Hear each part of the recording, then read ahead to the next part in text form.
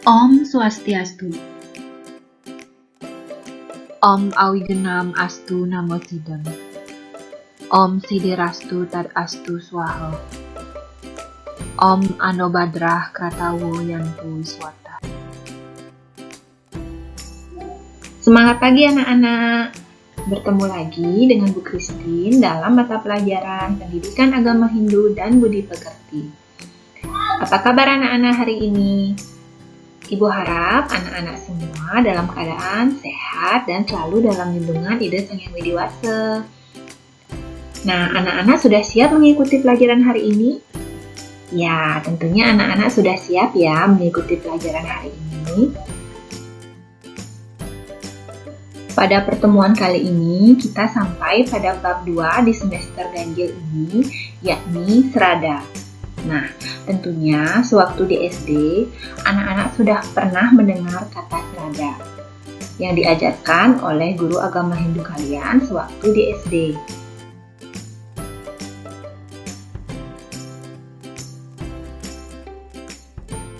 Nah, anak-anak, apa itu Srada?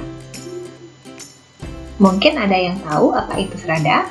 Ya, Srada berasal dari bahasa Sanskerta, yakni akar kata srad yang berarti keyakinan. Srada dalam hal ini berarti keyakinan yang kuat. Keyakinan yang dipakai sebagai motivasi, pegangan hidup, dan penghiburan dalam menjalani kehidupan yang terkadang sangat menyenangkan, namun terkadang sangat menyiksa. Nah, kepercayaan di sini atau keyakinan di sini dapat dibedakan menjadi dua, yakni keyakinan yang memotivasi, seperti contoh, percaya akan adanya Tuhan, percaya akan adanya dewa, dan percaya dengan diri sendiri.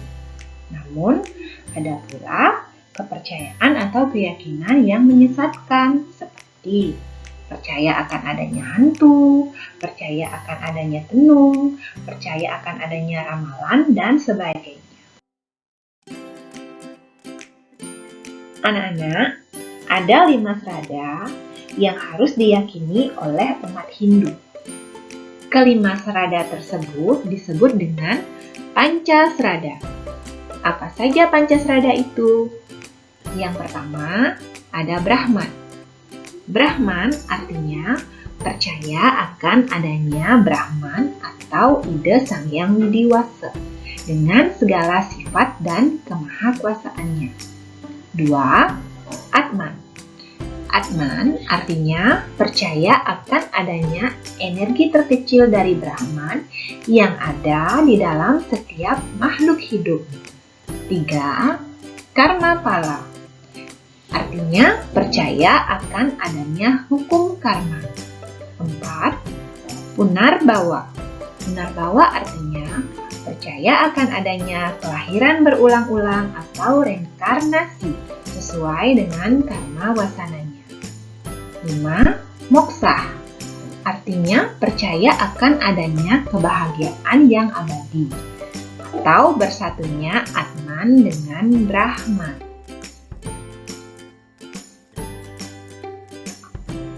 Brahman adalah sumber segala yang ada di dunia, atau Brahman Sarwa Bhutesu.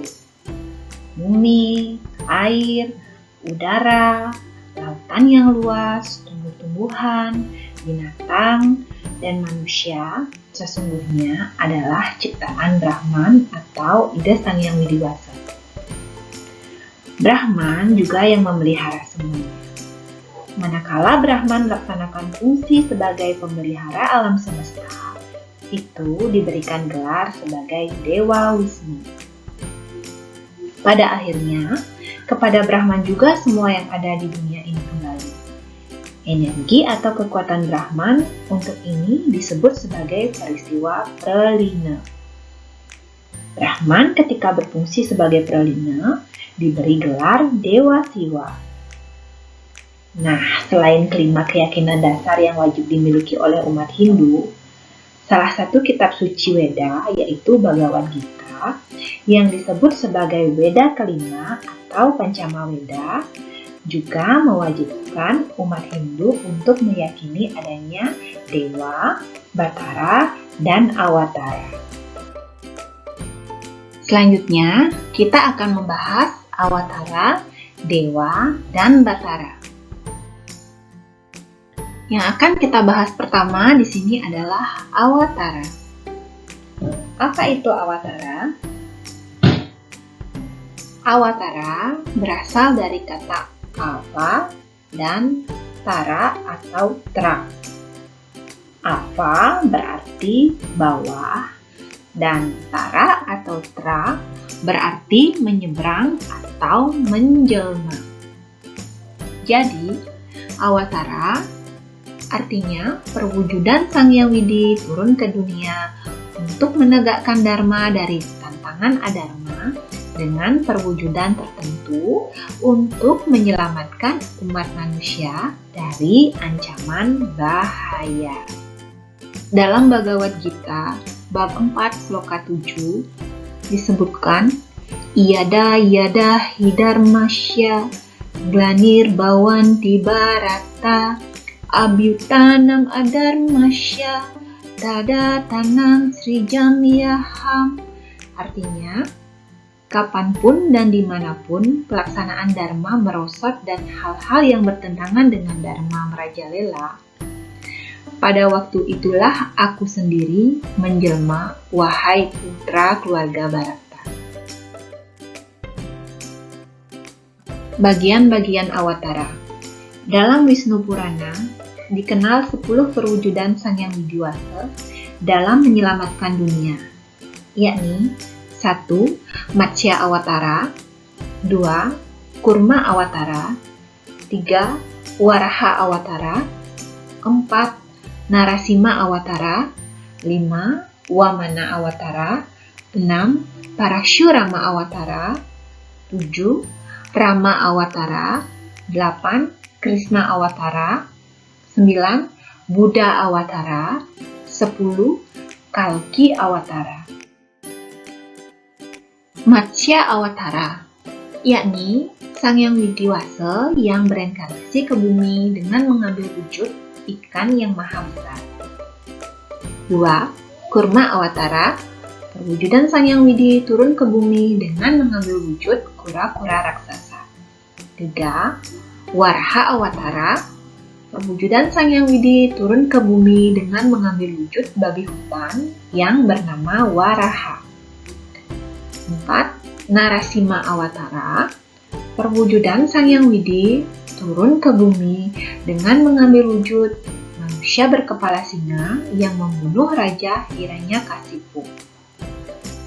5. Wamana Awatara, yakni perwujudan Sang Hyang Widi turun ke dunia dengan mengambil wujud orang kerdil.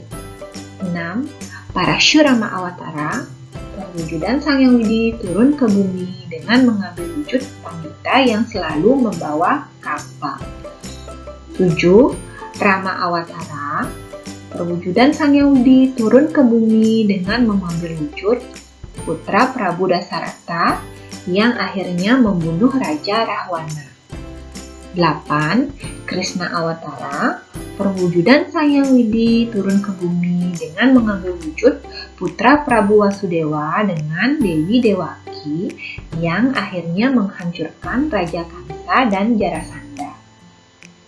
9. Buddha, yakni perwujudan Sang Hyang Widi turun ke bumi dengan mengambil wujud putra Prabu Sudodana dan Dewi Maya yang menyadarkan manusia agar bebas dari penderitaan melalui jalan tengah di antara 8 cakram atau putaran hidup. Kalki Awatara, Sang Hyang Widi yang turun atau bereinkarnasi ke bumi yang akan datang nanti pada akhir zaman Kali Yuga, bila adharma sudah betul-betul merajalela.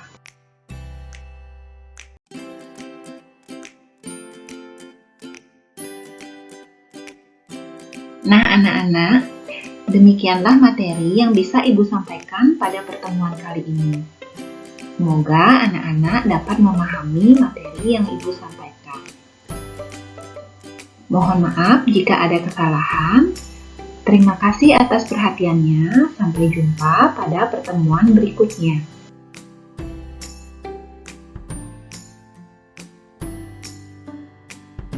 Om Santi Santi Santi Om.